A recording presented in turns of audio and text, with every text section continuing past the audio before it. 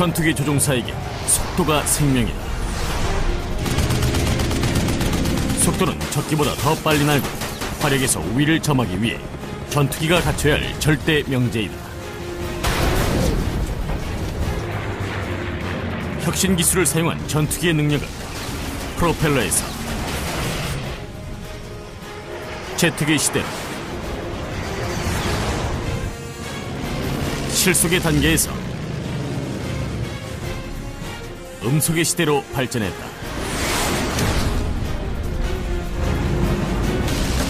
이제 우리 조종석에 앉아 초고속 전투기들이 속도를 무기로 이용해 적을 상대로 역사상 최초의 초음속 공중전을 펼치는 걸 지켜볼 것이다.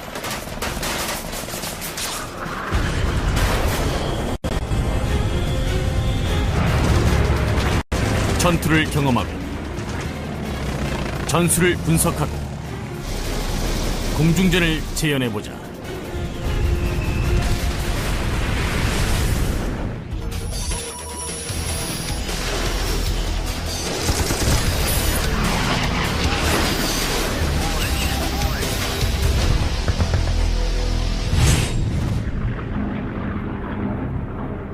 (1944년 1월 21일)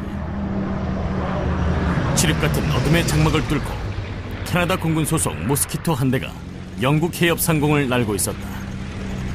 조종사는 미국인인 루 루마였다. Going over the channel was like being inside of a black barrel. I mean, you didn't see anything. You didn't know where up was or down was or anything. 루마와 그의 항법사 콜린 핀렛은 중에는 야간 침투 중으로 코앞에 자리한 독일기를 공격하는 게 임무였다.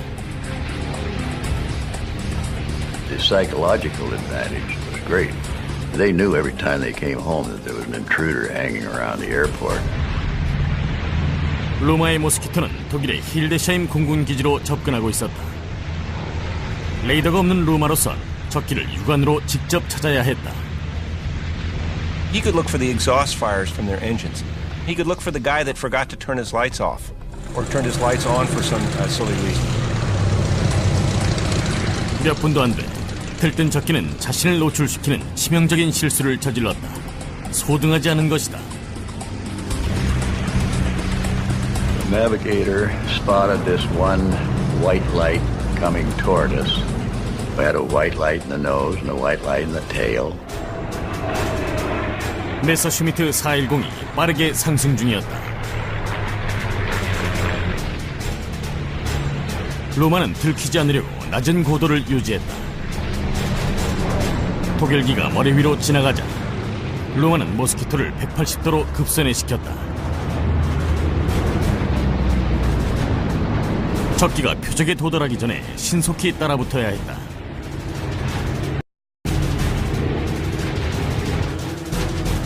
적에게 다가가는 동안 흥분이 온몸을 감쌌다.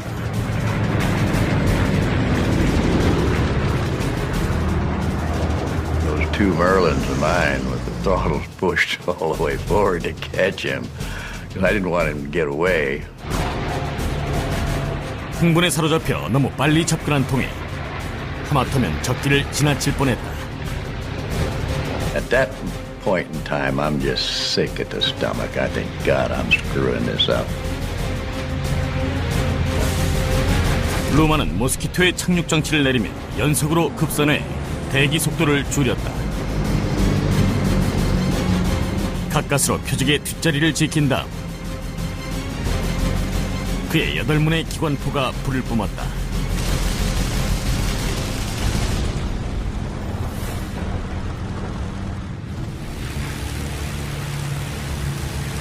As soon as you do it, there's an explosion. And then just ram the nose forward to avoid flying through all this debris.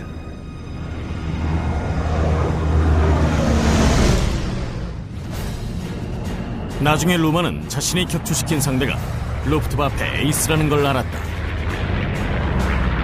He had shot down 5 British bombers that night. And he had landed to get more fuel. In his excitement, he left those lights on. 로마는 그날 밤의 승리자가 되어 어둠 속으로 유유히 사라졌다. 모스키토는 치명적 위력을 유감없이 보여주었다.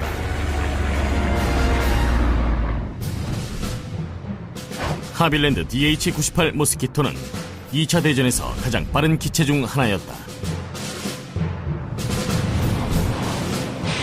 가벼운 목재틀에 1700마력의 쌍발 멀린 엔진을 장착했다. 우드 원더라는 별칭의 이 기종은 최고 속도가 시속 640km가 넘었다. There's nothing that was built then that would be able to catch you. 그 성능에다 4문의 20mm 기관포, 매정의 39경 기관총에서 쏟아내는 엄청난 화력 때문에 모스키토의 위력은 상상을 초월했다. They could go on any number of utility missions and combat missions as well. Weather reconnaissance, photo reconnaissance, attack missions where they would actually put bombs on things. They could go on strafing missions down low.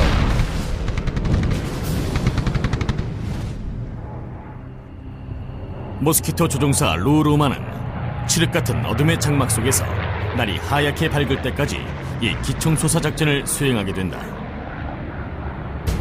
1944년 3월 24일 루마는 캐나다 공군 소속 모스키토를 몰고 다시 한번 영국 해협을 건넌다. 모스키토나 루마 모두 이런 새벽 작전은 생소했다. They had what they called daylight rangers. These were trips that they would let us go out in daytime, 2 aircraft at a time. You had to plan your own trip. 이날 루마의 표적은 프랑스와 독일 국경에 있는 공군 기지였다. The idea was they would go in unannounced, by surprise, with lots of speed, make one pass, wreak all kinds of destruction, and then get out of there. 적의 기지를 8km도 남겨놓지 않은 상황에서 루마는 적기를 발견했다. JU-37 단발 훈련기였다. 적이 눈치를 채고 기지에 경고를 하기 전에 제거해야 했다. 그는 살금살금 다가갔다.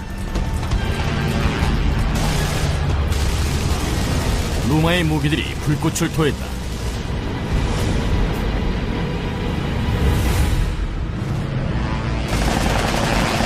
독일의 훈련기는 중화력의 펀치를 견디지 못하고 산산조각 났다.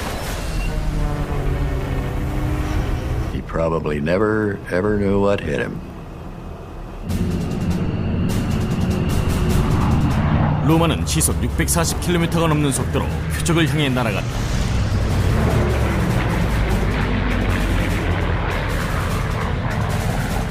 기지에 접근하면서 그는 많은 수의 표적을 발견했다.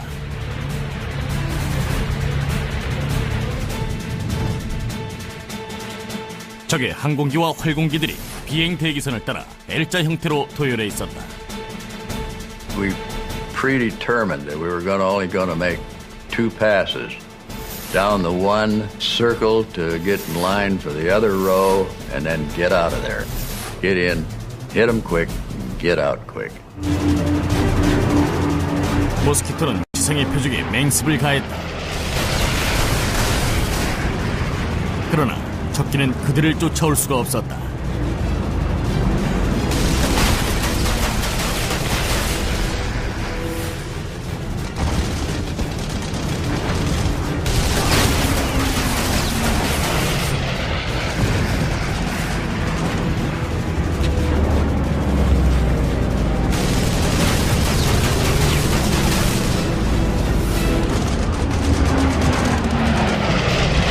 사방에서 대공포가 터졌지만 모스키토 두기는 상승해서 적에게 화염과 잔해들만 남겨둔 채 사라졌다.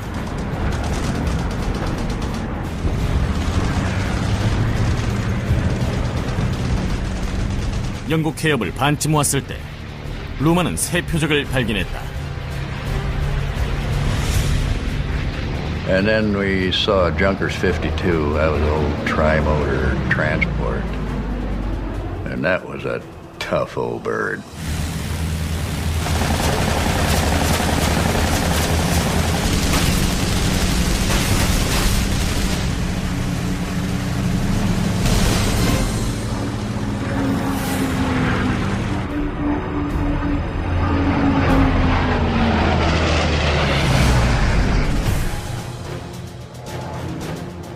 트루만은 영국의 안전을 위해 적기를 격추시켰고 5번째 승리를 거둔 상태로 기지로 귀환했다.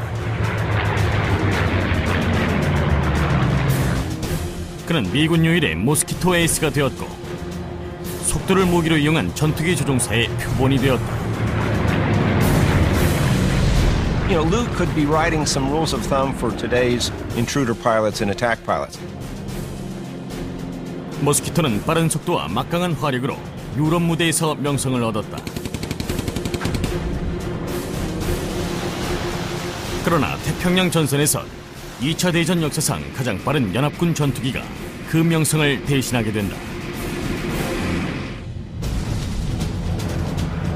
1945년 4월 22일 미 해병대 F-4U 콜세어들이 오키나와 근해를 초계 비행 중이었다. 편대장인 제리 오킵 중위와 그의 편대원들은 VMF-323 죽음의 폭풍대대 소속 비행사들이었다. 그들은 전쟁 막바지에 특수임무를 수행하는 중으로 일본의 카미카제가 미 함선을 공습하기 전에 찾아 격추시키는 임무였다. We had been patrolling above the picket ships for over 2 hours without any activity and no enemy planes in the area. All of a sudden, we were notified by the picket ship below us that a large number of enemy aircraft were coming down from the north, from the direction of Japan. 자살 특공대가 벌떼처럼 미군 함대를 향해 날아오고 있었다. 이 지역을 초계 중이던 성능이 더 우수한 미군 전투기들의 공격력을 분산시키기 위해 그들은 대형을 느슨하게 펼쳤다. 제리 오킵이 이끄는 초계 편대가 위에서 빠르게 돌진했다. If your advantage over the enemy is, say, 50 or 60 miles per hour in speed, it makes very little sense to get involved in a turning contest with them. Instead, use an altitude advantage, dive in a high-speed pass, pick your shot, fire, and use that momentum to zoom again and retain your altitude advantage. 오킵은 표적을 선정했다. 낮은 2시 방향에서 느리게 움직이는 발 급강하 폭격기였다. 오킵은 마음을 졸이며 스로틀을 끝까지 밀며 급강하에 첫 번째 강타를 날리려 했다.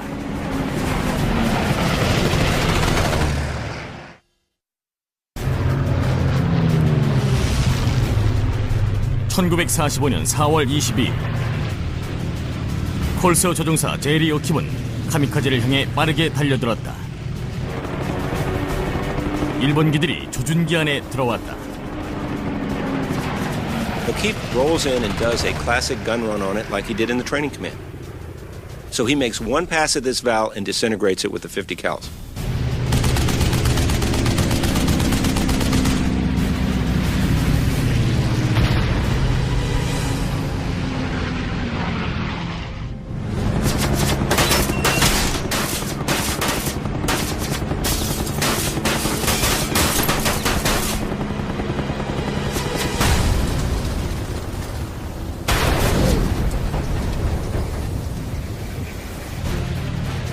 오킵은 앞에 놓인 6대의 발과 고도를 맞추었다.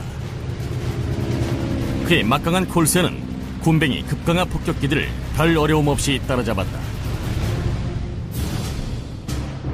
D3A2 발은 일본 황군에서 가장 중요한 급강하 폭격기였다. 그러나 착륙장치가 고정돼 있고 엔진은 1300마력밖에 되지 않아 공중전을 벌이기엔 부적절했다. F-4U 콜세어는 태평양 전선에서 가장 앞선 기종이었다. 혁신적인 갈매기 날개 디자인이 특징인 콜세어는 엄청난 속도와 막강한 화력을 동시에 겸비해 명성을 떨쳤다. Corsair was far superior than any plane really in combat that the Japanese had at that point.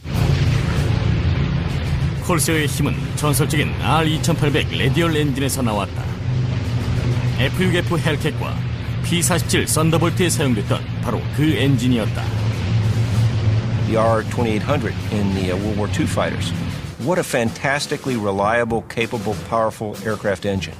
Tremendous ability to put out power. 시속 704km까지 낼 수 있던 콜세어는 당시 전쟁에 투입된 전투기 중 가장 빨랐다.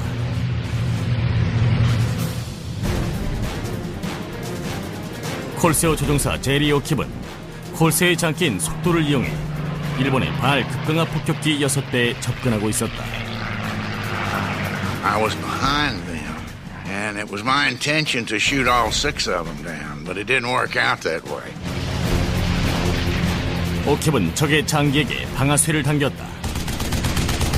And I missed him, and he left the formation and turned sharply to the left.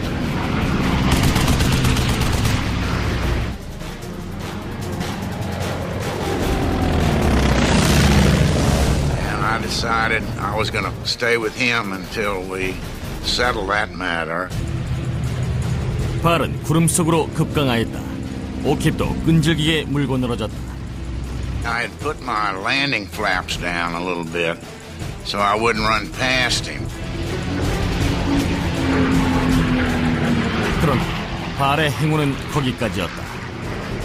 Just wasn't enough cloud cover for him to get into. And then I had a dead-on shot from the stern.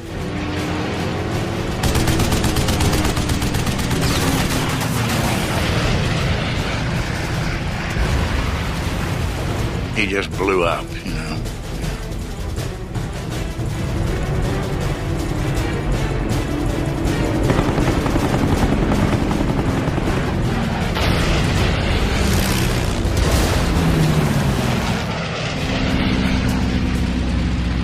오킵이 다시 전투에 복귀하려는 찰나 또 다른 발이 옆을 스쳐 지나갔다.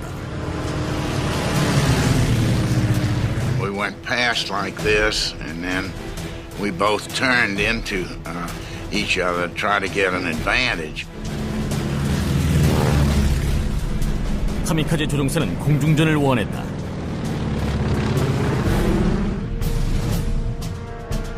두 비행기는 위험할 정도로 낮은 고도로 물 위에서 계속 교차했다. 오킵의 비행기는 거의 실속의 상태에 가까웠다. O'Keefe is lowering his flaps, slowing down. This is a valve that can fly actually probably slower than he can, trying to pull inside of him. 두 번째 교차에서 오킵이 몇 발을 명중시켰다. 급강하 폭격기에서 연기가 솟았지만 파일럿은 물러서지 않았다. 그는 기술을 올리고 콜세어와 충돌하려고 했다.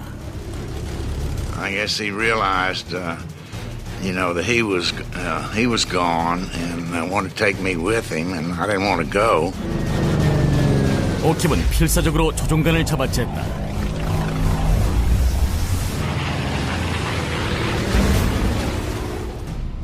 So I pulled up and was able to avoid him. But it was very, very close, and I was extremely scared. 발은 기수가 꺾이며 바닷속으로 곤두박질 쳤다. 정말 격렬하고 힘겨운 세 번째 승리였다. 오킵은 기체를 급상승시켜 높은 고도에서 속도를 활용하려고 했다. 약 3,000m 지점에서 수평 비행으로 전환하려는 순간 아래 또 다른 발이 보였다. The next engagement that he has is very similar to his first engagement. He looks and sees a bogey down low 2 o'clock. 카미카제 조종사는 적기가 오는 걸 보지 못했다. Some of those pilots didn't seem to see other aircraft. They were oblivious to what was about to happen to them in most cases. O'Keefe accelerates, does another classic training command style gunfiring pass at high speed, and gets the kill on the first pass. 오킵은 네 번째 승리를 거둔 후 상승하다가 홀로 떨어져 있는 적기를 발견했다. 적기는 미 함대를 향해 나아가고 있었다. With O'Keefe's engagements against the kamikazes at Okinawa, the great limiting factor is the amount of ammunition that he has in the aircraft. 총알이 부족했던 오킵은 자신의 최고의 장점인 속도를 이용했다. 오킵은 조준기를 가늠하고 숨을 들이킨 다음 발사했다.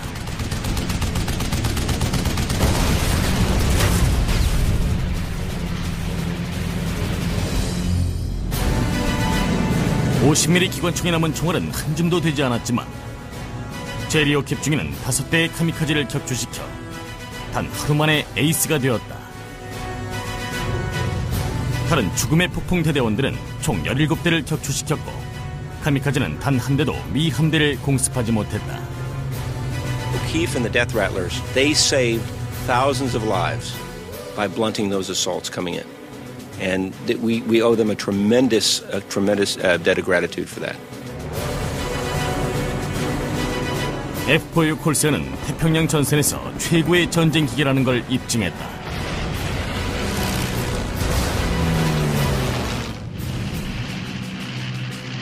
그러나 2차 대전이 끝날 무렵 엄청난 기술 도약이 이루어진다. 조종사들은 엄청난 속도를 내는 제트기에 적응하기 위해 피스톤 엔진의 힘을 활용하는 법을 훈련받았다. 한국전쟁은 제트기 시대의 공중전을 여는 서막이었다. 불리한 전쟁의 물꼬를 바꾸는 가장 결정적인 요소는 속도였다. 1950년 12월 17일 넉 대의 F-86A 세이버 제트기가 눈 덮인 북한의 영공을 날고 있었다. 후테익 전투기가 참전한 최초의 전투 임무였다. 그건 거의 도박에 가까웠다. Before the F-86s came on, we're flying straight-wing F-80s. Good airplane, good flying qualities, but no match for the MiG-15s. The MiG-15s came on the scene, we were putting bombers over the north, and they were getting chewed up. We had to get air superiority, and the F-86 was the aircraft to do that for us. 브루스 힌튼 중령이 임무를 이끌었다. 북한군은 미군이 새로운 전투기를 투입했다는 사실을 몰랐고 힌트는 그 비밀을 계속 유지하려 했다. We were cruising at a low airspeed to imitate F-80s to entice the MiG to show up and combat us. There's a saying in fighter aviation and dogfighting, if you're not cheating, you're not trying. So luring the enemy up for a fight, creating deception is all legal and it's all encouraged and it's anything you can do to get them going. 몇 분 후 적군이 미끼를 물었다.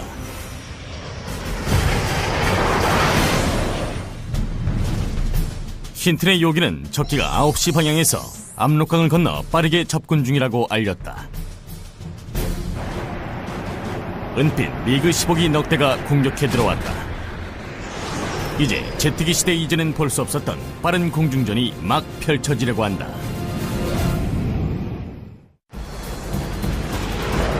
(1950년 12월 17일) 세이버 조종사 브루스 힌튼은 침착했다. 그는 적의 미국이 편대가 엄청난 속도로 다가오도록 내버려 두었다. 그리고 적이 사거리에 들어오기를 기다렸다. All we knew is we had to attack first.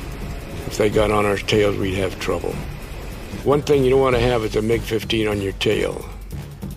At all. Ever. 미국의 조종사들은 교전을 벌이기 위해 미군 전투기들에 더 가까이 접근했다.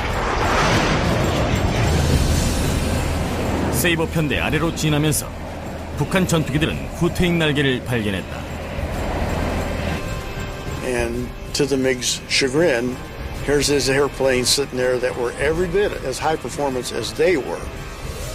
The MiG itself was actually slightly slower than the F-86. 적들은 함정에 걸려들었다. Well, upon sighting the MiGs as they were crossing underneath us, I called drop tanks now, and we all dropped our external tanks. At that point, I turned to maneuver. 힌트는 오른쪽으로 선회하며 가속했다. We had to pick up speed from what we were cruising at. I had to pour on the coal to get the airplane moving. So we had to pick up speed and pick up maybe to .85 or something like that. 켄튼의 편대는 기술을 내려 적기의 5시 방향으로 회전해 빠르게 접근했다. 가벼운 미거기는 세이버보다 민첩하고 기관포의 화력도 훨씬 강했다. 대신 세이버는 최고 속도에서 근소하게 앞섰다. 또 무거운 기체 덕에 급강할 땐 마하 1에 육박했다. They both had strengths and weaknesses relative to one another that tended to cancel each other out. At jet speeds, suddenly everybody is butting up against the sonic barrier. And at about Mach 0.94 or thereabouts, everybody's capable of doing the same speed. So what did that do? That took us back into the turning arena. 미국이 편대는 방어를 위해 흩어졌다. 켄튼의 표적인 미국의 장기와 요기는 왼쪽으로 선회했다. They commit a cardinal error. They reverse their turn.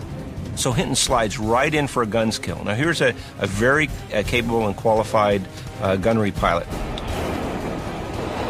켄튼의 대기 속도는 마하 0.95로 거의 음속에 가까운 속도였다. 그는 표적을 골랐다. Well, I picked the lead guy as a man I ought to attack. But then as I maneuvered, I said I'm going to get on the closest one. 약 450m 거리에서 그는 방아쇠를 당겼다.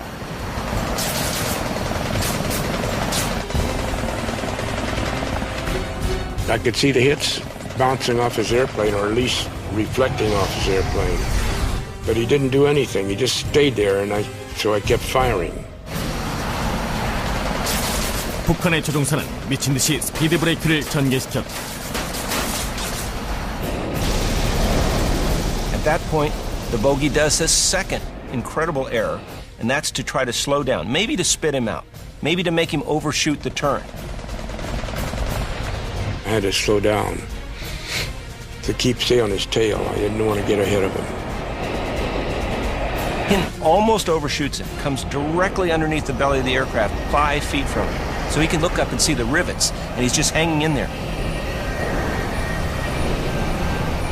절망한 미그 조종사는 날개를 꺾어 급강하면서 적기를 떨쳐버리려고 했다. 그러나 행운은 없었다. I followed him and I let him have a long burst. And that's a lot of 50 caliber slugs. Well, at that point, he looked like he's really out of control.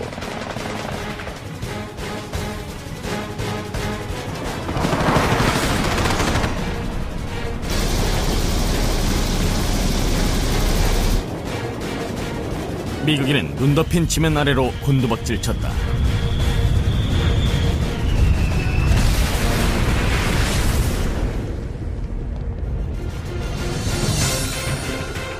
나머지 미국이들은 상승 속도의 우위를 이용해 달아나 버렸다. They just firewall the throttle and zoom climb, and the F-86s couldn't keep up with them. 켄튼이 F-86 세이버 최초로 격추를 기록했다. 몇 주도 안 돼 제공권 우세는 북한군에서 연합군으로 넘어왔다. 여전히 아음속 전투기에 불과했지만 F-86은 공중전에서 속도가 결정적 요인이 될 수 있다는 걸 증명했다.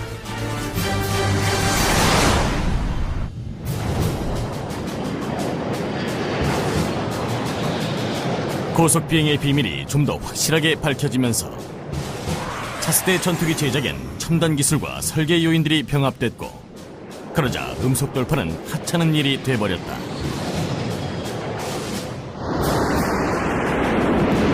적국인 북베트남의 영공에서 F-4 팬텀 같은 초고속 요격기가 대비 무대를 가졌다.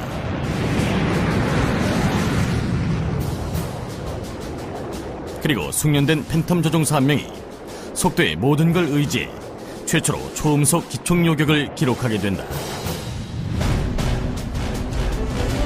1972년 6월 2일 서드리치에서는 23일 전 하노이 동북쪽에서 격추된 F-4 팬텀의 탑승원인 로저 로코를 구해내기 위한 정밀 구조작전이 진행 중이었다. 필 핸들리 소령과 후방석의 잭 스몰 우드가 브렌다 편대를 이끌었다. 넉 대의 F-4 팬텀은 구조선이 들어오는 동안 미거기를 저지하는 임무를 맡았다. A massive raid was laid on because that super Jolly Green Giant and those prop-driven Spads, A1s, are going to have to go in there right into the jaws of hell up by the doorstep of Hanoi to pick him up. 구조 지역에서 몇 번의 초계를 하는 순간 핸들리의 조종석에 1000헤르츠의 전파가 잡혔다. 그것이 의미하는 건 오직 하나, 지대공 미사일이 발사됐다는 의미였다. 핸들리는 경보기를 주시하고 인근을 훑으며 미사일의 자취를 찾았다. The SA-2 is a rather simplistic missile which you could defeat easily if you could see it in time. So we turn into it. We can't pick them up. I see no missiles, we don't see anything. 잘못된 경보였다. 그러나 샘 미사일의 위협 때문에 연료를 훨씬 더 낭비했다. It was a typical day in that we were running out of fuel tanks. I was the only one of the 4 aircraft that had a centerline tank on it, 600-gallon centerline tank. 편대의 리더기가 연료가 바닥나 요기와 함께 재급유를 받으러 자리를 떠났다. 이제 뒤에 남은 핸들리와 그의 요기 버디 그린이 전투 공중 초계를 떠맡아야 했다. 바로 그때 레이더 통제소에서 경고가 들어왔다. He said, Brenda 1, he said, this is Worm. You have bandits 1, 2, 3 at 8, 123 degrees at 8 miles. 미국인은 낮은 4시 방향에서 미국인들을 없애기 위해 빠르게 다가오고 있었다.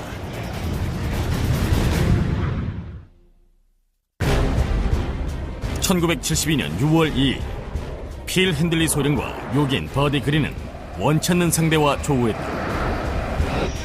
꼬리에 미거기가 달라붙었다. 핸들리는 적을 향해 급선회를 했다.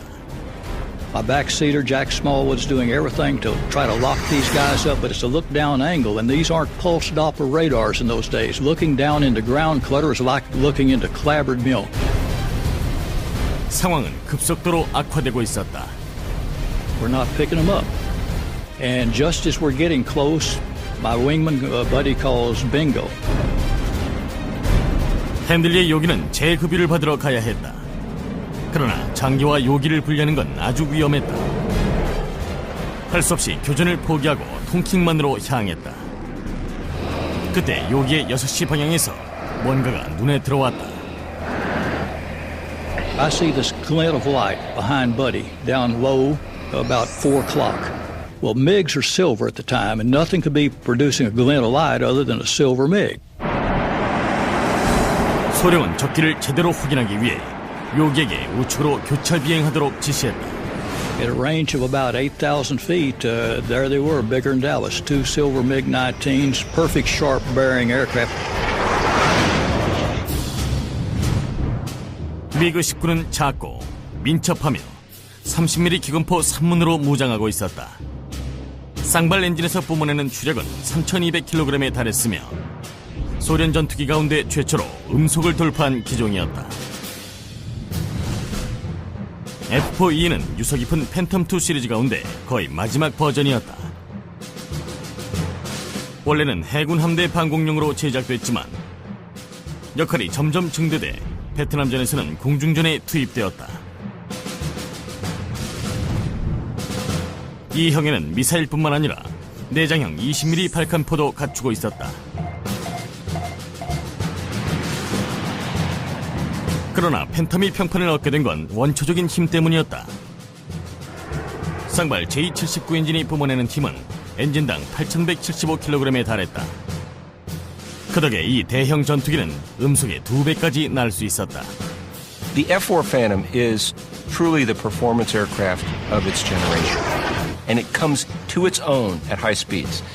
When you get that aircraft above 475 knots in a turn, it just keeps wanting to accelerate. 공중전에서 미그 19는 기동성이 더 우수했지만 팬텀은 속도와 무기 체계에서 크게 우위를 점했다. 이제 필 핸들리는 생사의 결정을 내려야 했다. 요기의 연료 탱크는 바닥을 보이고 있었지만 그는 미거기들과 한판 붙어보고 싶었다. I said, Brenda 2, you continue on out. I'm going to take one run at this guy. And he's, in a voice just calmer than you can imagine, he casually said, I'll stay with you. 핸들리는 J-79 엔진의 후기 연소기를 최대로 켜고 뒤쪽의 미거기로 향했다. 구주의 하중이 내리눌렀다. I was so full of adrenaline, I don't recall pulling any G's whatsoever, but I slammed over 9 G's on the airplane. And that, supported by God's radio G, I really just came around quick on these guys. 급강하로 인해 핸들리의 팬텀은 초음속이 되었다. The idea was to keep their energy up and to fly faster and use the advantages that the Phantom had. I went through the Mach at the 90-degree point and never came out of afterburner. So in the next minute and 42 seconds, I traded a half a ton of JP4 and 3 miles of altitude for airspeed in pursuit of this guy. 핸들리가 급강하는 사이 요기인 그린은 급상승해 고도를 높이면서 연료를 아꼈다.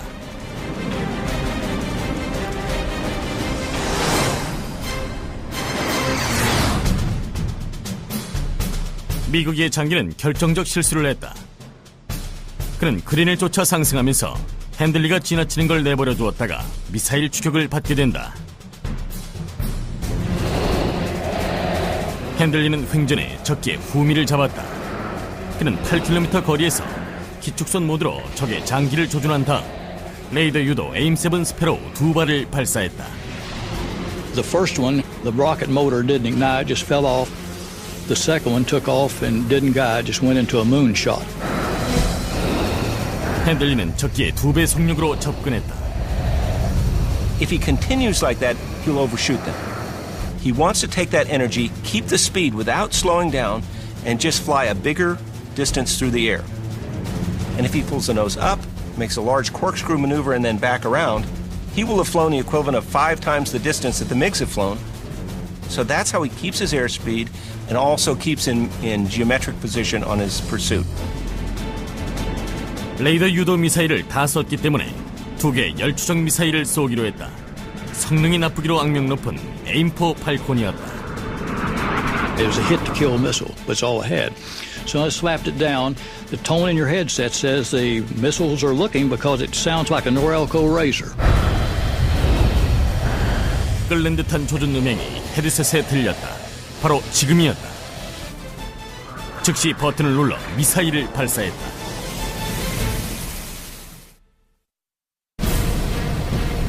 (1972년 6월 2일) 필 핸들리 소령은 미그 19를 향해 남아있던 마지막 2발의 미사일을 발사했다.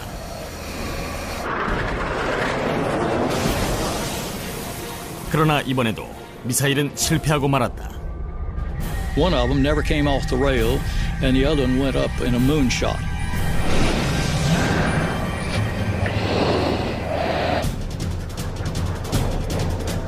이제 20mm 기관포만 남은 상황에서 시속 1400km로 접근하던 필 핸들리는 음속으로 내달리며 고전적인 공중전을 치를 채비를 했다.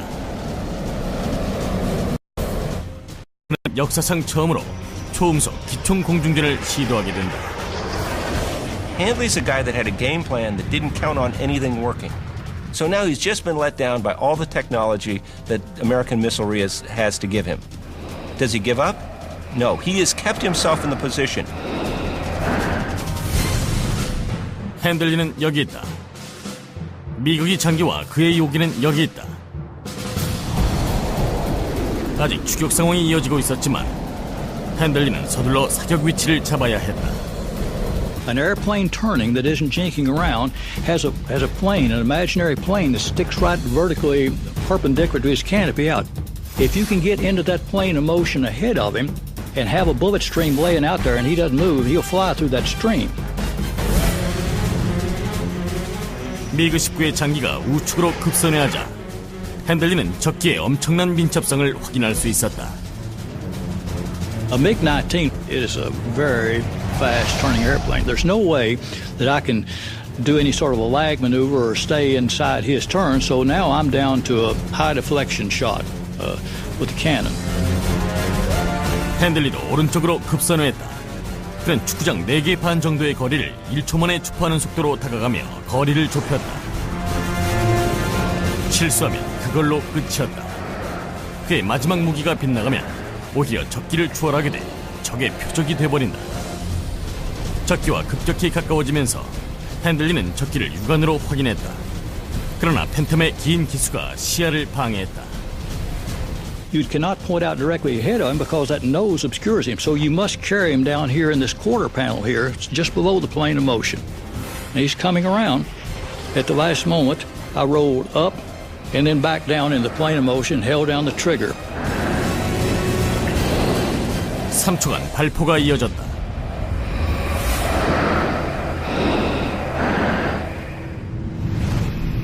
(310발의) 발칸 포탄이 미극기의 비행 경로로 쏟아졌다.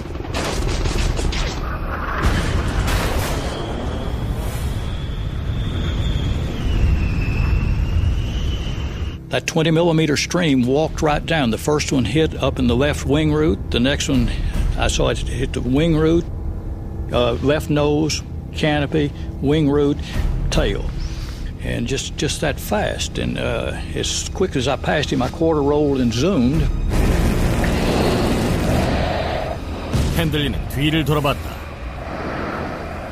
There was flames and fluids and big chunks falling off of him, and he was flopping around. 미국인은 밀림에 추락했다. 미사일 공격이 연속적으로 실패했지만 핸들리는 결국 승리를 낚아챘다. And there must have been 25 fighter pilots up Route Package 6 all hollering, you know, and shouting. And last one I recognized my squadron commander, old John Downey, said, way to go. 미국의 요기가 핸들리의 뒤에 따라붙었지만 미군기는 속도를 높여 유유히 사라져버렸다. 기지에 도착한 핸들리는 그가 지원했던 구조 임무가 성공했다는 사실을 알았다. We went back to Udorn Channel 70, and there was the greatest celebration you've ever seen, because there's old Roger Locker. You know, they got him out. 이 구조 임무에서 핸들리는 역사적인 역할을 했다. 마하 1.2 속도에서 거둔 그의 승리는 초음속 역사에서 기록한 처음이자 유일한 기총 격추였다.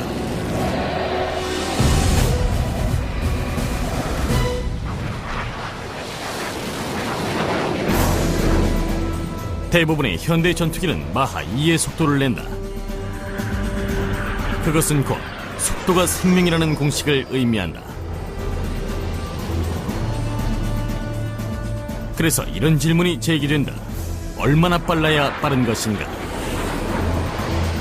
The question you have to ask yourself is, once you have a Mach 3 fighter or interceptor, what are you going to do with it? Because unless the enemy has a Mach 2.8 interceptor or fighter aircraft, what are the relative advantages of your airplane over whatever anybody else might have parked on the runway at the same time? 오늘날의 공중전 전술가들은 비행기 자체가 갖고 있는 성능보다는 무기체계의 성능에 관심을 더 갖는다. You have very powerful, reliable radars, you have jam-proof communications, and you have very reliable, proven, long-range, lethal missiles. 첨단 기술이 공중전의 형세를 바꿀 수 있다. 하지만 전투기 조종사에게 묻는다면 그들은 속도를 첫 손가락에 꼽을 것이다. If you give a fighter pilot a choice between performance and smooth handling qualities, he or she will pick performance every day of the week.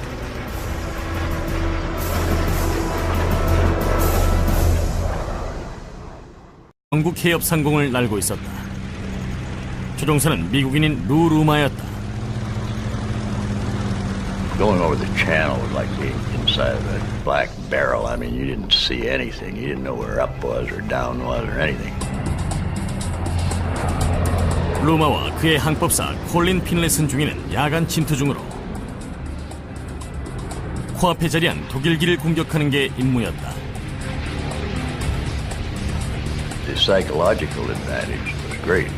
They knew every time they came home that there was an intruder hanging around the airport. 루마의 모스키토는 독일의 힐데샤임 공군 기지로 접근하고 있었다. 레이더가 없는 루마로선 적기를 육안으로 직접 찾아야 했다. He could look for the exhaust fires from their engines. He could look for the guy that forgot to turn his lights off. 적에게 다가가는 동안 흥분이 온몸을 감쌌다.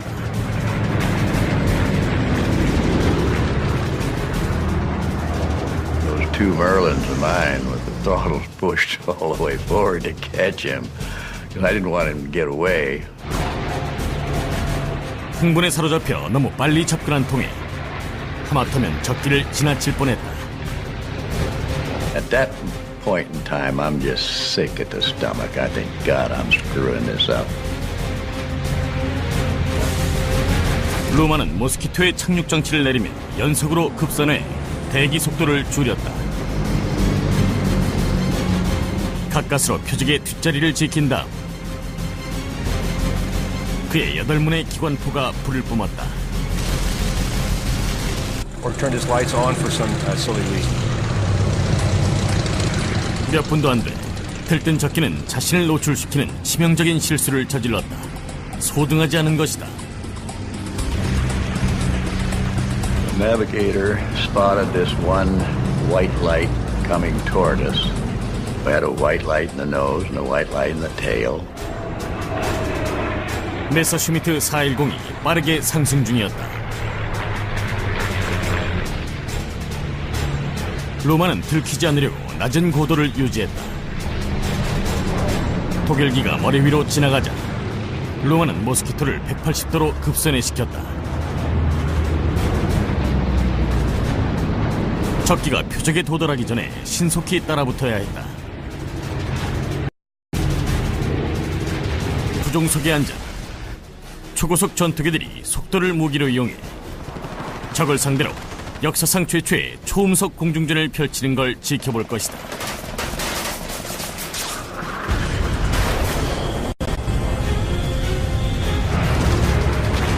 전투를 경험하고 전술을 분석하고 공중전을 재현해보자.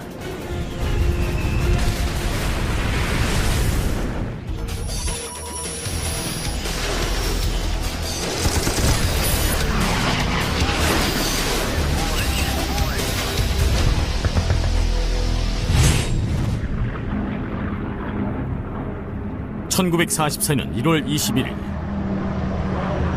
칠흑 같은 어둠의 장막을 뚫고 캐나다 공군 소속 모스키토 한 대가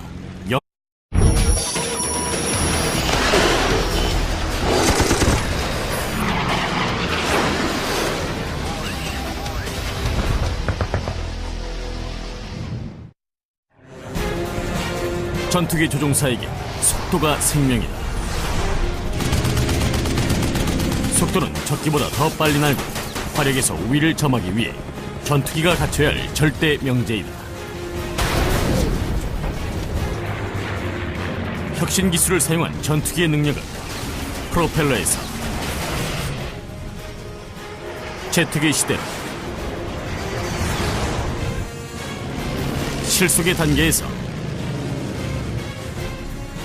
음속의 시대로 발전했다.